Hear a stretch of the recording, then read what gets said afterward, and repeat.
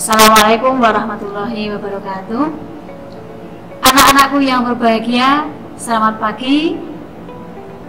Sebelumnya, marilah kita selalu mengucap syukur kepada Allah SWT yang sampai detik ini masih memberikan kepada kita semua kenikmatan, sehat terutama, sehingga kita dapat berjumpa di hari kedua MPLS di SMP Negeri 4 Yogyakarta ini. Di hari pertama kemarin kalian sudah berkenalan dengan Bapak Ibu Guru dan kalian sudah membuat video kan, video kenalan. Nah, nanti videonya akan ditonton itu oleh teman-temanmu sehingga kalian bisa berkenalan secara virtual dengan teman-temanmu yang lain. Hari ini perkenalkan dulu, sudah perkenalan ya, tapi kita lebih kenal lagi. Nama Ibu Supriyatius. Hari ini Ibu akan sampaikan tentang 3 materi, tapi singkat-singkat. Nanti kalau kurang jelas nanti bisa tanyakan ya, yaitu tentang muatan kurikulum, belajar dari rumah, dan peraturan akademik. Kita simak bersama. Jangan lupa materi ini kalian catat, karena nanti di akhir kalian akan diminta untuk menyampaikan rangkumannya. Ya, anak-anakku, pertama-tama kita akan belajar bersama tentang muatan kurikulum di SMP Negeri 4 Yogyakarta. Kurikulum SMP Negeri 4 Yogyakarta menggunakan kurikulum 2013. Tentunya kalian sudah mengenal juga di SD tentang kurikulum 2013. Silahkan nanti dilihat di slide-nya itu bahwa kurikulum 2013 SMP Negeri 4 Yogyakarta memiliki struktur kurikulum yang terdiri dari 40 jam pelajaran per minggu. Ini nanti dilaksanakan jika sudah tatap muka secara normal. Jadi 40 jam per minggu. Pendidikan agama 3 jam, PPKN 3 jam, Bahasa Indonesia 6 jam, Matematika 5 jam, IPA 5 jam, IPS 4 jam, Bahasa Inggris 4 jam, dan seterusnya. Dan jumlahnya nanti 40 jam pelajaran. Nah, bagaimana penilaiannya anak-anak? Penilaiannya meliputi penilaian sikap, pengetahuan, dan keterampilan. Di kompetensi sikap nanti ada sikap spiritual dan sosial. Nah, Bapak Ibu guru kalian nanti akan nilai sikap ini melalui observasi atau pengamatan langsung, kemudian dicatat melalui jurnal atau penilaian diri kalian masing-masing. Jadi nanti minimal dalam 1 semester kalian akan melakukan 1 kali penilaian diri per mapel. Kemudian juga penilaian antar teman. Itu untuk penilaian sikap. Tentu saja juga ini penilaian juga dilakukan oleh semua guru, termasuk guru BK. Berikutnya di kompetensi pengetahuan, nanti cara menilainya melalui tes tertulis, lisan maupun tugas. Tes tertulis meliputi penilaian harian, penilaian tengah semester, dan penilaian akhir semester atau akhir tahun. Kemudian di kompetensi keterampilan, penilaiannya meliputi penilaian produk, proyek, dan portofolio. Produk itu hasil dari tugas-tugas yang disampaikan oleh Bapak Ibu guru. Kemudian kalau penilaian proyek itu penilaian yang disepakati bersama kapan akan diselesaikan oleh kalian dalam 1 semester itu. Berikutnya kita akan belajar apa itu belajar dari rumah atau yang sering disebut sebagai pembelajaran jarak jauh atau pembelajaran online atau pembelajaran daring atau dalam jaringan.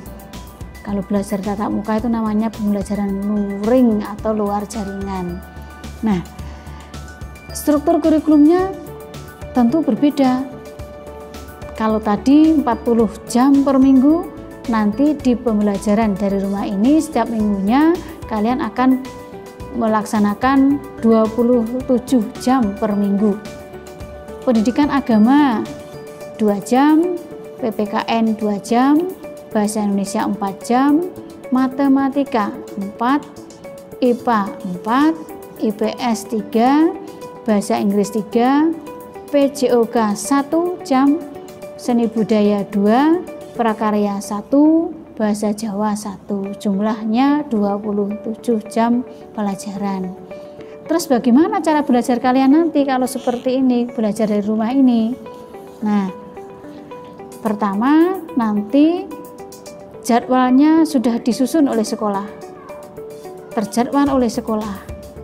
Tiap hari kalian akan mengikuti 3 mata pelajaran dan dilaksanakan tentunya dari hari Senin sampai hari Jumat, dimulai dari pukul 7 sampai pukul 12. Nah, karena ini nanti sistemnya adalah belajar dari rumah, jadi kalian belajar dari rumah, Bapak Ibu guru mengajar dari sekolah. Jadi Bapak Ibu guru tiap hari tetap datang ke sekolah untuk memberikan pembelajaran kepada kalian. Untuk itu nanti jika pembelajaran itu mulai jam 7, tentunya kalian sudah siap dari 7 kurang 15 atau 6.45, sudah bangun pagi, sudah mandi tentunya, kemudian sarapan pagi dan siap untuk belajar. Tidak seperti kemarin ketika pembelajaran daring yang kemarin di kelas 6 tentu saja ya, itu kan tidak terjadwal dengan jelas. Kalau besok terjadwal dengan jelas. Kemudian sarana yang dibutuhkan apa? Tentunya HP atau laptop, buku pelajaran yang nantinya akan dipinjami juga oleh sekolahan, buku catatan dan alat tulisnya tentu saja. Kemudian yang paling penting juga akses internet yang memadai di rumah kalian. Kemudian prosedurnya adalah tekniknya bagaimana? Setiap akan pembelajaran tentunya Bapak Ibu guru sudah melakukan kontak atau WA dengan grup mapel masing-masing. Bapak Ibu guru akan melaksanakan kegiatan pembelajaran bersama kalian. Tentunya langkah-langkahnya sama persis ketika kalian tatap muka, hanya waktunya lebih singkat. Pertama tentunya Bapak Ibu guru akan memberikan kalian materi, entah itu wujudnya berupa video atau diberikan PowerPoint atau disuruh mencari sendiri di buku pelajaran yang sudah disediakan. Jadi pertama tentu menyimak materi, kemudian kalian diberi kesempatan untuk bertanya, kemudian ada kuis atau tugas, dan tentunya dalam setiap pembelajaran ada penilaian. Nah, untuk mengantisipasi semua itu biar berjalan dengan lancar, WA grup kelas bersama wali kelas itu sudah harus berjalan. Saya yakin sudah berjalan kan yang WA grup kelas bersama wali kelas. Nah, setelah itu, setelah kalian nanti tahu, kemudian nanti guru-guru mata pelajaran akan membuat grup mata pelajaran masing-masing. Jadi nanti kalian akan mempunyai minimal 11 grup mapel atau 12 grup ya, ditambah 1 grup bersama wali kelas. Tidak usah eman-eman ya internetnya itu ya. Saya yakin Bapak Ibu kalian sudah siapkan semua. Dan ya saya yakin juga bahwa di sekitar sekolah ini akses internet sudah lancar.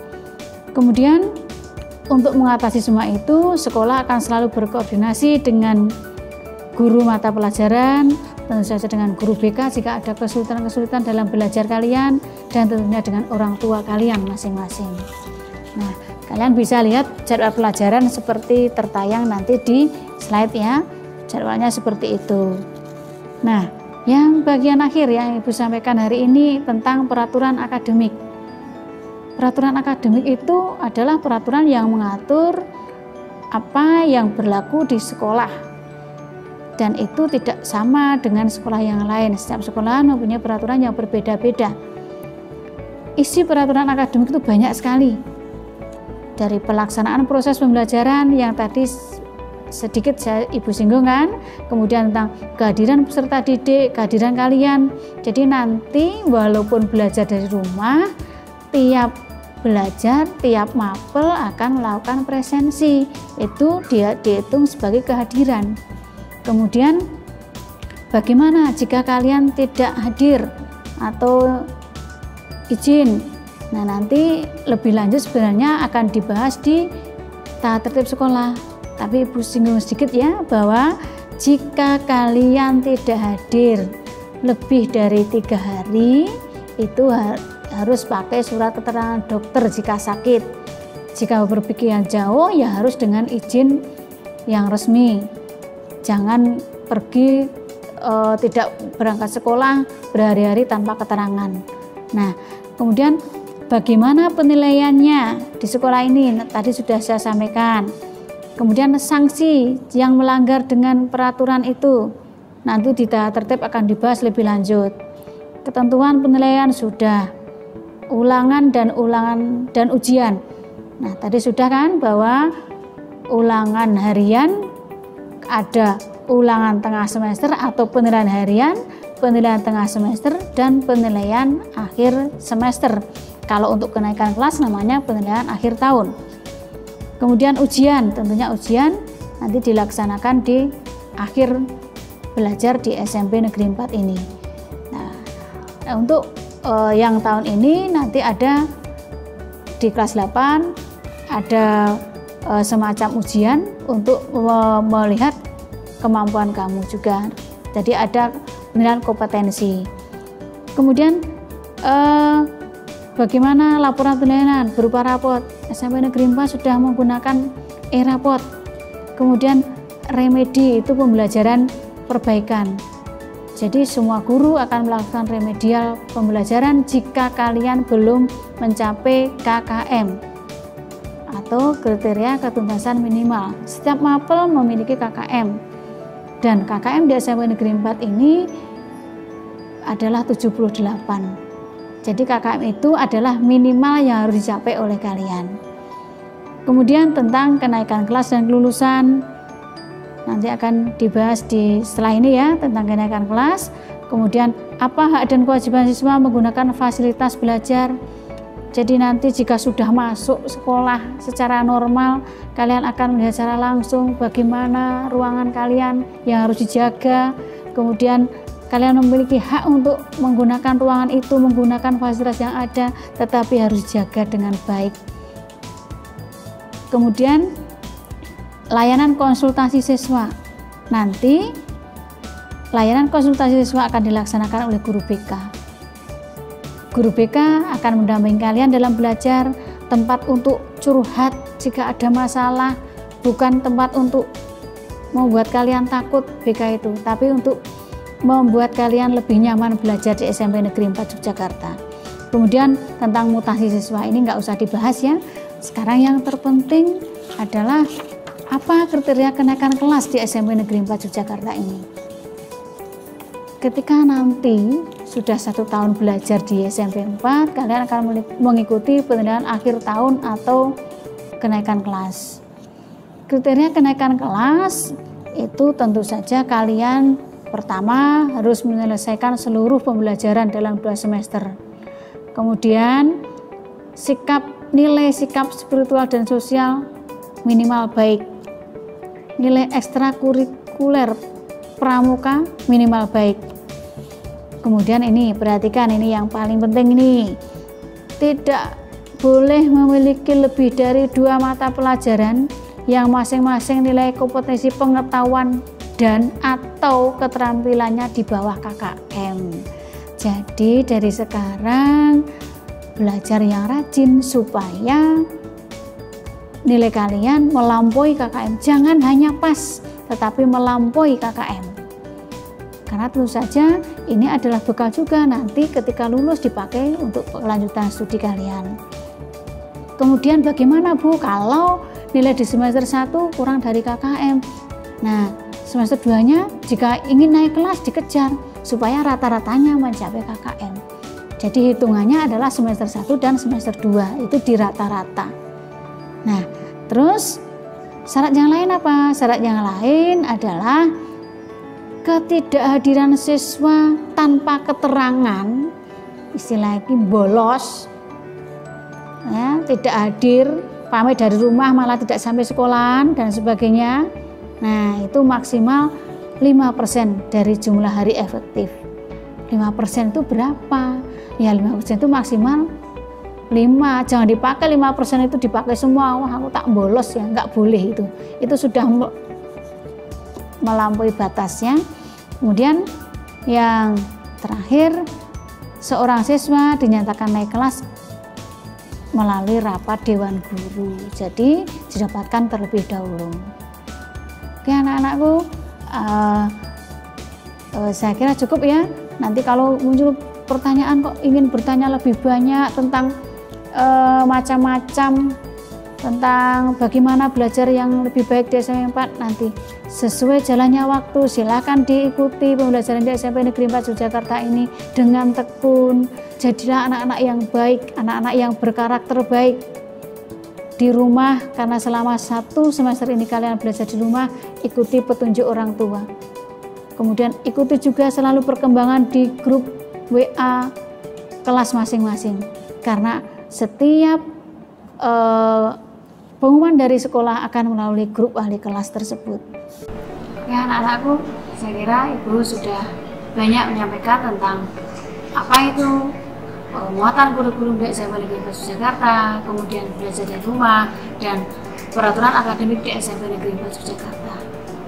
Kalian ikuti tadi dengan baik ya, nanti kita akan belajar lebih banyak tentang itu. Boleh bertanya lewat WA grup dan sebagainya. Saya kira Ibu coba sekian. Sekali lagi selamat berjuang, selamat belajar sampai berhasil di SMP Negeri 4 Yogyakarta, dan sampai bertemu di tatap muka besok jika sudah memungkinkan, dan pemerintah sudah menyatakan bahwa kita itu sudah bebas dari pandemi COVID-19. Terima kasih. Assalamualaikum warahmatullahi wabarakatuh.